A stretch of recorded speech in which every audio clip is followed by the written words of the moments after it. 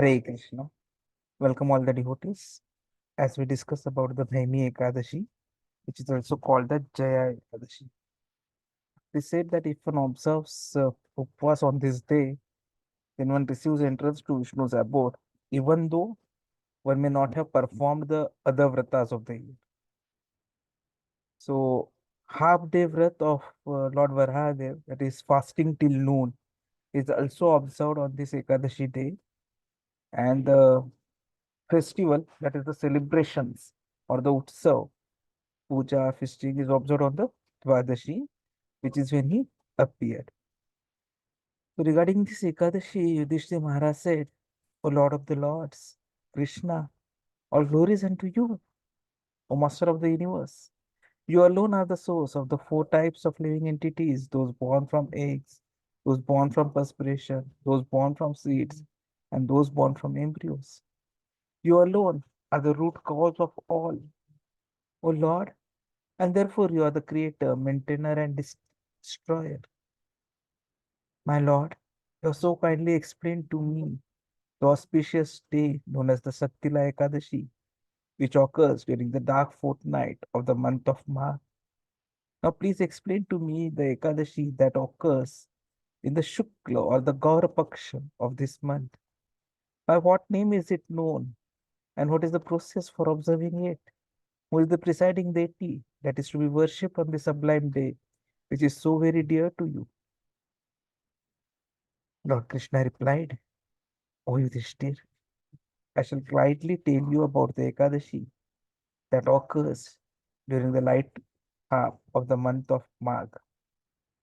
This Ekadashi obliterates all kinds of sinful reactions and demoniac influences that may be affecting the spirit soul.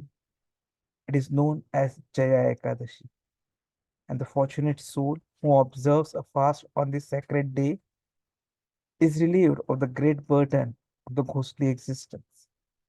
Thus, there is no better Ekadashi than this, for it truly bestows freedom from birth and death. It is to be honored very carefully and diligently. So you listen to me very attentively as I explain a wonderful historic episode regarding this Ekadashi, an episode that I have already related in the Padma Purana. Long, long ago in the heavenly planet, Lord Indra ruled the celestial kingdom very nicely, and all the devas living there were very happy and content. In Nandan forest, there was beautifully graced with parijat flowers. Indra drank ambrosia whenever he liked and enjoyed the service of 50 million celestial maidens, the apsaras, who danced in ecstasy for his pleasure. Many singers, led by Pushpadanta, sang in sweet voices beyond compare. Chitrasen, Indra's chief musician, was there in the company of his wife Malini and his handsome son Malyavan. An Apsara named Pushpavati became very much attracted to Malyavan. Indeed, Cupid's sharp arrows pierced the core of her heart. Her beautiful body and complexion, along with the enchanting movements of her eyebrows, captivated Malyavan. O king, listen as I describe the splendid beauty of Pushpavati.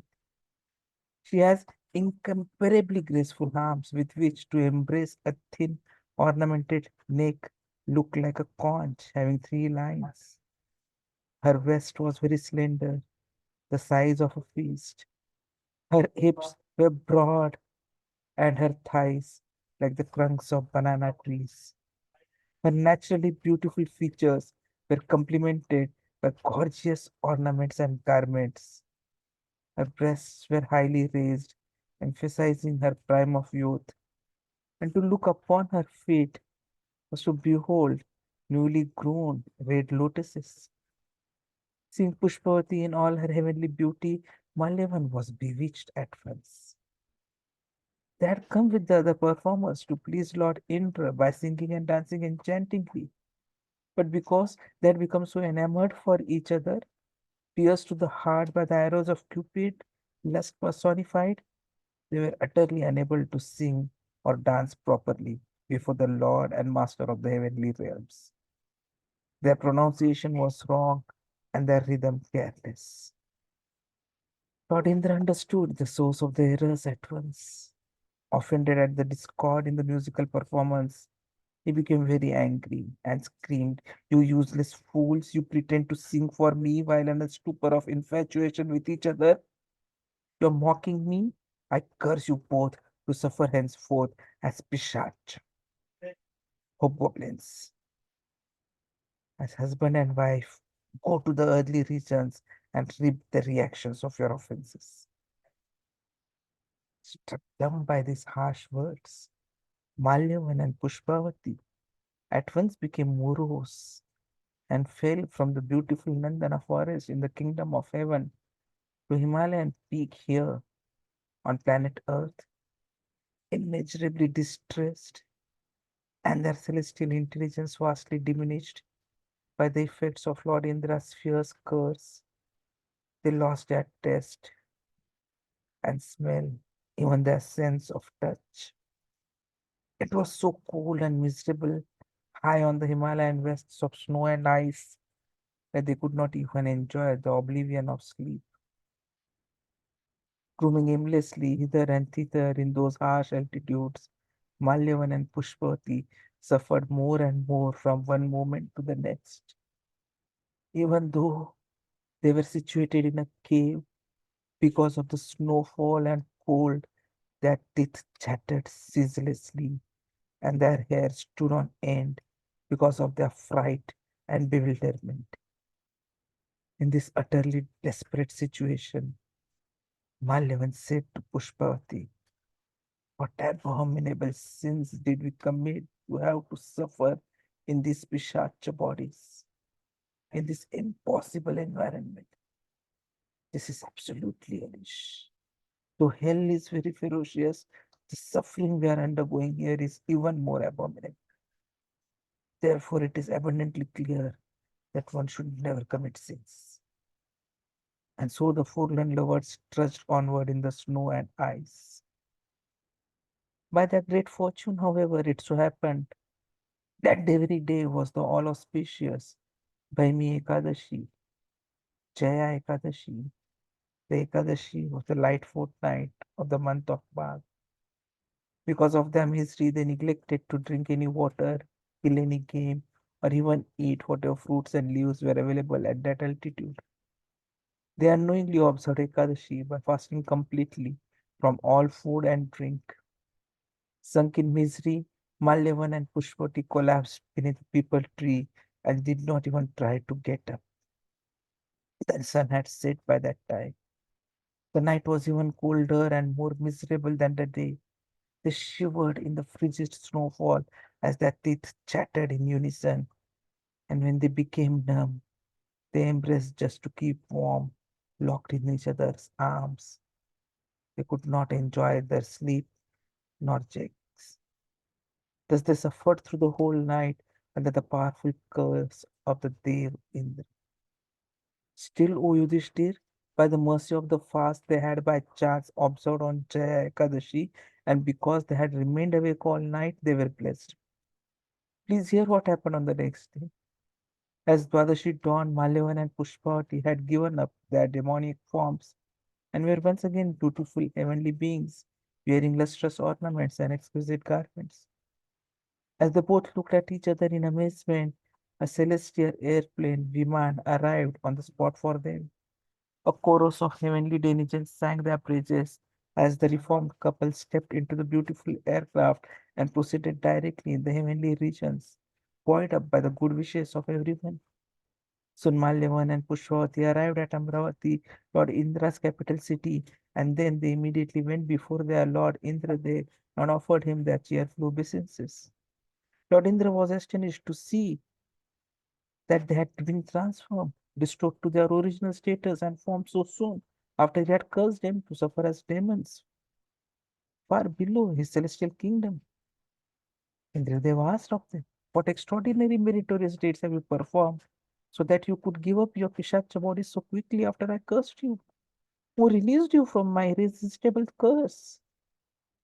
Malyavan replied, "O Lord, it was by the extreme mercy of the Supreme Personality of Godhead, Lord Shri Krishna Vasudeva, and also by the powerful influence of the Jaya Ekadashi that we were released from our suffering conditions as Pishach.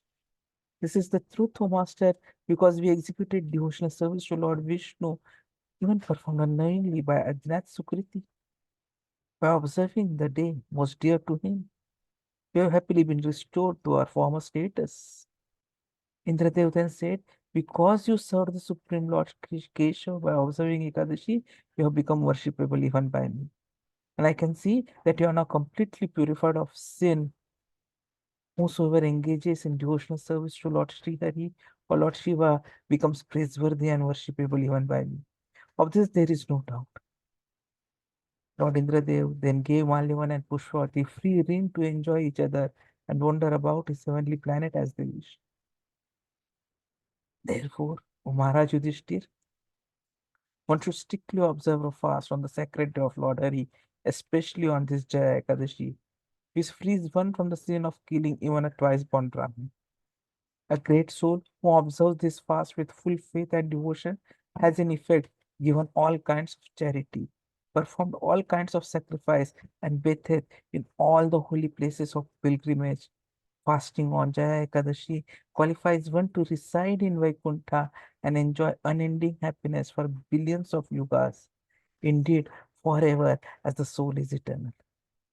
O great King, Lord Sri Krishna continued, one who even hears or reads these wonderful glories of Jaya Ekadashi achieves the blessed merit attained by performing an Agnistom fire sacrifice, during which the hymns from the Somved are recited.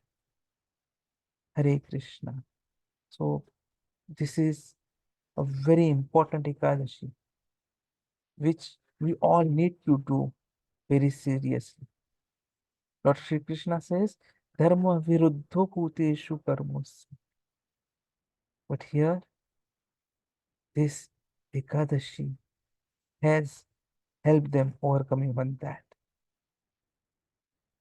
So let us do this Ekadashi very seriously. Thus ends the narration of the glories of Magh Shukla Ekadashi or Jaya Ekadashi from the Bhavishyottara Purana. Hare Krishna.